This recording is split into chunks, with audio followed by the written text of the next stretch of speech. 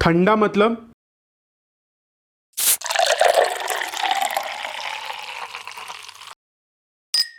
Did you just say Coca Cola? तो ये video ज़रूर देखिए क्योंकि आज के वीडियो में हम डिस्कस करेंगे कोका कोला की वो मार्केटिंग स्ट्रैटेजीज जिन्हें यूज करके कोका कोला ने इंडियन मार्केट में पेनिट्रेशन किया। Well, let's begin with a few questions. Is Coca Cola the tastiest cold drink? No.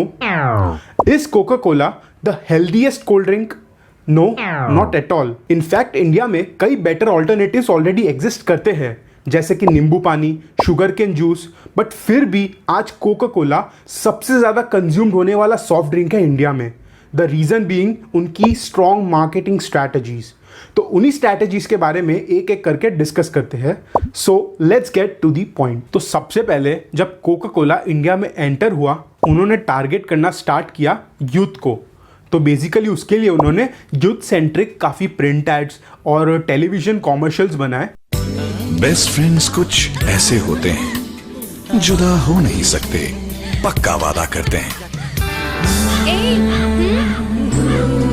और काफ़ी वो हिट हुए वो एडवर्टाइजमेंट्स, और कोका कोला धीरे धीरे यूथ में काफ़ी पॉपुलर भी होने लग गया। फिर जब यूथ में पॉपुलर हुआ तो वो एक स्टेप आगे गए और उन्होंने यूथ से अपना टारगेट ग्रुप एक्सपांड करने का सोचा और बेसिकली अपना नया कैंपेन लॉन्च किया जिसका नाम था ठंडा मतलब कोका कोला। तो ये कैंपेन के पीछे का लॉजिक ये था कि हम इंडियंस लोग, जैसे ज़्यादातर कोई हमारे घर पे गेस्ट वगैरह आते हैं, कोई भी आते हैं, तो हम उनको इस तरह के क्वेश्चंस पूछते हैं कि आप क्या लेंगे, ठंडा गर्म क्या। तो बेसिकली इंडियंस लोग कोल्ड ड्रिंक्स के लिए ठंडा वर्ड यूज़ करते हैं। तो इसमें कोका कोला की जीनियस मार्केटिंग स्ट्रैटेजी ये थी कि वो इंडियंस के ठंडे को कोका कोला से रिप्लेस कर दे, और इसमें वो सक्सेसफुल भी रहे। इसके लिए उन्होंने काफ़ी एडवर्टाइजमेंट कैंपेन्स बनाए जिसमें उन्होंने सुपरस्टार आमिर खान को साइन किया और वो कॉमर्शियल्स काफ़ी सक्सेसफुल हुए। ये बाल की दुकान, चले ठंडा दे। शक्कर देख क्या रहा है? बाहर है ना। अबे तो आदमी है कि अंडा? तेरे से ठंडा मांगा ना, ठंडा। लेकिन ठंडा ही तो है। अबे फ्लावर पॉट। ठंडा मतलब कोका कोला, समझा? ठंडा मतलब कोका कोला। हाँ, अब बोल। ठंडा मतलब कोका कोला। ठंडा मतलब कोका कोला। अब जब उन्होंने इंडियंस के ठंडे को कोका कोला से रिप्लेस तो कर ही दिया था, तो वो इसे एक स्टेप और आगे लेके गए और उन्होंने कोका कोला को एक यूनिवर्सल ड्रिंक बनाने की कोशिश की इंडिया में। तो उसके लिए उन्होंने लॉन्च किया सबका ठंडा एक कैंपेन, और इस कैंपेन के पीछे उनका मेन मोटिव था कि वो इंडियंस में एक वननेस और एक यूनिटी वाली फीलिंग लाना चाहते थे। इसके लिए उसका नाम था सबका ठंडा एक, जिसमें भी सुपरस्टार आमिर खान ही साइन थे उनके टीवी कॉमर्शियल्स के लिए। अब इन सक्सेसफुल कैंपेन्स के बाद जब इंडियंस का कोल्ड ड्रिंक कोका कोला बन चुका था और बेसिकली सब इंडियंस का यूनिवर्सली, तब कोका कोला ने एक नई और एड कैंपेन स्टार्ट की, सर उठा के पियो।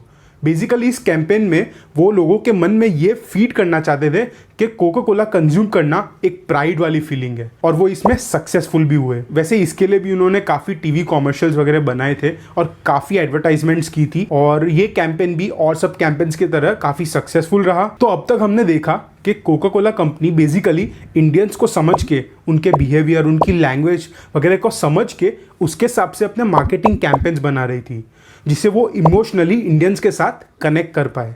अब 2009 में उन्होंने अपना सबसे सक्सेसफुल मार्केटिंग कैंपेन स्टार्ट किया जिसका नाम था ओपन हैप्पीनेस कैंपेन। बेसिकली इस कैंपेन में वो इंडियंस की खुशियों को कोका कोला के साथ कनेक्ट करना चाहते थे। इसके लिए उन्होंने काफ़ी टीवी कॉमर्शियल्स बनाए स्पेशली अराउंड इंडियन फेस्टिवल्स जैसे कि दिवाली, क्रिसमस एंड ऑल। तो इसके पीछे उनका मोटिव ये था कि इंडिया जो एक लैंड ऑफ फेस्टिवल्स है, यहाँ इतने सारे फेस्टिवल्स होते हैं, हर स्टेट में, हर रीजन में अलग तरीके का फेस्टिवल होता है, और वो फेस्टिवल्स जब अपने साथ खुशियाँ लेके आती है तो उन खुशियों के साथ कोका कोला एसोसिएट हो जाए और हर खुशी में कोका कोला भी इन्वॉल्व हो जाए।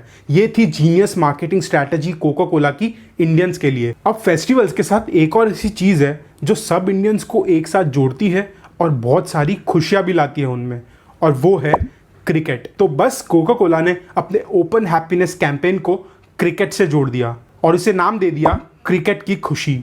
इसके लिए उन्होंने सबसे पहले गौतम गंभीर को साइन करके एक टीवी कॉमर्शियल बनाया, और finally the God of cricket Sachin Tendulkar को अपना ब्रांड एम्बेसडर भी साइन कर लिया, और उन्होंने भी कोका कोला की काफ़ी सारी एड्स की।